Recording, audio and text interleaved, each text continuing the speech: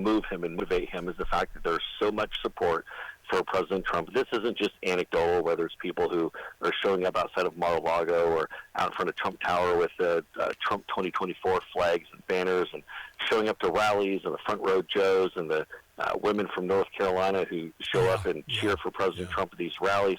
It's the energy there, yes, but you look at the poll numbers. The poll numbers show every time the deep state or Joe Biden's legal henchmen come after President Trump, his numbers just continue to go up and up. And so the difference here, Rob, with this campaign versus whether it's President Trump or any other campaign in history, this is a movement.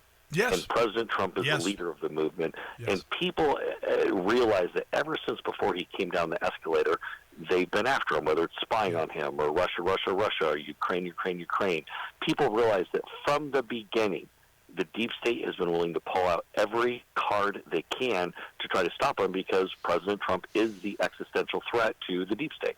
You've been talking about how we need to essentially stop the steal, overwhelm them with the massive turnout that we're expecting, and there's some real positives happening. I look at Ronna McDaniel stepping down from the RNC, Laura Trump being on the RNC. They just cleaned house the other day. I wouldn't mess with Laura Trump. She's a triathlete and a mother, and I would not mess with her. But a lot of good things are happening there, and it sounds like the RNC is beginning to hear us. Do you get that feeling? 100%. And we're putting in people who are committed and loyal to President Trump. We're going to do everything they can to get him elected. We've also, too, drastically downsized the number of the staff to make sure that money is being put out in the field to help turn out our people, and then make sure that we have the lawyers in place to make sure that only the legitimate ballots are counted. That's really one of the top priorities. So the mission statement at the RNC has been changed quite a bit. Laura's doing a fantastic job. Chairman Whatley, who's now on board, is doing a great job. Yes. We're going to get this thing reoriented, and because the important, Rob, is we have to go back to all the small dollar donors, people who send in $5, $10, $15 a month to the RNC, and say your money is going to help President Trump, and it's not going to some staffer in Washington. Well, and that money means so much when you consider the suffering of the American people, Jason. I mean, you got people who are looking at their mortgage payments doubling. You've got home values doubling from $230,000 3 years ago to $400,000 now. A lot of young people who are unable to afford homes. And that's another interesting thing, Jason. Younger people, Gen Z, and I've got two kids who are Gen Z.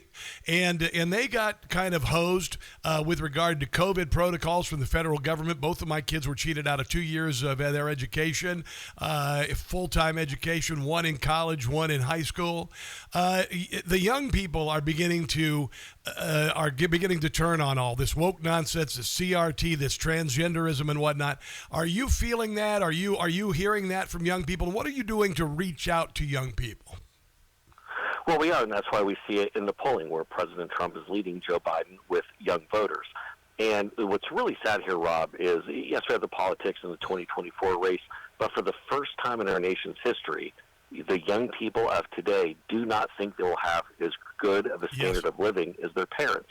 That's always been really kind of the American dream, that your parents start somewhere. It doesn't matter where you are, who you came from, what community you're from, or how much money your parents had, anything like that. You have the ability to do better than your parents. And quite frankly, that's what every parent wants. Yeah. Every parent wants their child to do better than they did, have a better standard of living, greater place in the world. This generation, though, looks and says, we do not think we will have things as good as our parents. That's troubling. That's really concerning, and I think that's part of this mindset that so many of the Democrats and folks like Joe Biden have put into place of, we all need to suffer a bit. We all need to share a bit. We need to help out all these newcomers rather than putting other Americans first. And that's wrong. That's wrong, Rob. It makes me feel uncomfortable that people in America are looking and say, we're not going to do as well as our parents. That's BS. President Trump wants to make sure that everybody is going to improve with their family going to the next generation. Yeah, I remember Donald Trump saying to people of color, how much worse can it get for you, essentially? And now we've seen it. And a lot of people of color, particularly black people in inner cities, are seeing that. And I got to tell you, Jason, I see these man on the street interviews and people talking to black people around the country. And it used to be you wouldn't even say the R word, let alone saying, unabashedly that you would vote for Trump. But if I'm not mistaken, I saw homeboys and rappers at Mar-a-Lago the other night. I mean, things are really starting to turn. They're really starting to turn. Well, and so much of it in the media does not want to cover this. MSDNC does not want to cover it. CNN does not want to cover it. The Republican Party is now the party of the working class. Yes, it is. This is completely flipped. If you think back to the mid-early 2010s, the Republican Party was symbolized by, sorry, no one gag here on the air, but by Mitt Romney or by Paul Rhino. Those were kind of the faces of the Republican Party, of kind of the ivory tower elites. Well, now the Republican Party is viewed as the working class, whether those be Black Americans, Latino Americans, white Americans, Asian Americans, whomever. If you're working class and you're paying taxes, you want to see the country go in the right direction, you tend to be Republican. If you're someone who wants to see open borders and you're kind of for lack of a better term, an ivory tower Karen, as I would describe it, then you gravitate towards the Democrats. And that's having a big problem. That's why you look at right now, Biden is completely twisted up like a pretzel because he's in trouble in Michigan, not just because of, say, auto workers, where he's siding with the eco-loons in California and not with the auto manufacturers in Michigan, so he's in trouble there. But he's also found a way to unite Jewish Americans and Arab Americans in their hatred towards him. Joe Biden found a way to make everybody mad at him, and you see the Arab American brushback against Joe Biden. So I think he's in real trouble, not just in Michigan, but a number of communities around the country. Now, his theme is "Hold On, I'm Coming." And that really makes a lot of sense because a lot of the American people, and I said when Joe Biden was elected, that it would be a matter of how much damage he could do before Donald Trump could return to office, and we've seen, and it's worse than I think most could ever imagine. How the hell do we get through this, Jason? How do we get through the next 7 months? I mean, we see how he's going after the president with all of these lawsuits, which I believe are being exposed and are all, I think, a house of cards ready to tumble. But how does a country survive 7 more months of this, man? Well, we have to have some hope. We have to have some hope that we know that President Trump can restore the greatness we had during his first term.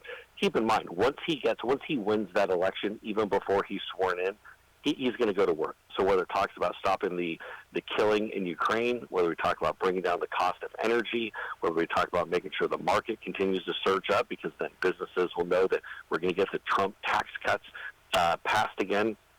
A lot of people aren't talking about that Joe Biden wants to let them expire. So it's somewhere between a $4 trillion and $6 trillion tax hike. So Biden would give us the largest tax hike ever in our nation's history. But if we can just hold on, as President Trump says, until November, if we can start to really put that together and get President Trump across the finish line, we can turn things around for America. It's that close, but the difference, Rob, between going off the cliff and into oblivion or restoring hope and have the greatness we had from 2017 to 2021, it's at our fingertips. We just have to do it. I walk out every morning, Jason, and I see the same sky that was here 3 years ago. I breathe the same air that was there 3 years ago.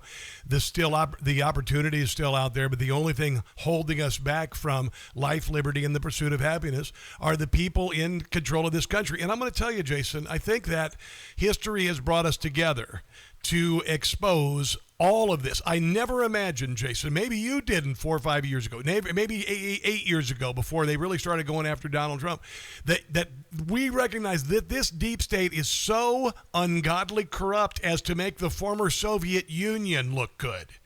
And so I'm grateful that it's been exposed. I am terribly sorry for how much you and the president and his team have had to go through. But I think we're in a period of great enlightenment, and I know we have a new American revolution, and I would literally compare it to the Berlin Wall moment in 1989 when I first got out of college. I really think something great is happening here. You're right that this is a great awakening, because it's not just, say, the weaponization of government against political rivals, which I used to think that was only like Colombia and Brazil and a number of other places, but it's right here in the U.S. We see the way that they're weaponizing government on whether it be the prosecutions or persecutions. We see the way they're weaponizing it with regard to ballot access. We see the way they're weaponizing when it comes to censoring certain free speech, going through social media platforms, things of that nature. They are putting not just their fingers on the scale, their entire bodies on the scale to try to move this thing in a direction against President Trump. But voters are pretty smart. And that's the great thing, Rob, is that voters, at the end of the day, have their antennas up. They're smart. They're intuitive. Yeah. They see what's going on, and they're rejecting it. All right, we got to run, but real quick, what would you recommend donating to the Trump campaign or the RNC? Which would you suppose that would be more beneficial? So both would be great. I'd always send to President Donald J. Trump. Would always be the first choice. But also we have new leadership at the RNC. I'm very confident in the way the money is going to be spent there. All right. God bless you, brother. I hope to have you on again soon. This time we won't make it as long between appearances. All right. Thank you, sir. Have a great weekend. We'll talk soon. Let's take a break. It's the Rob Carson Show.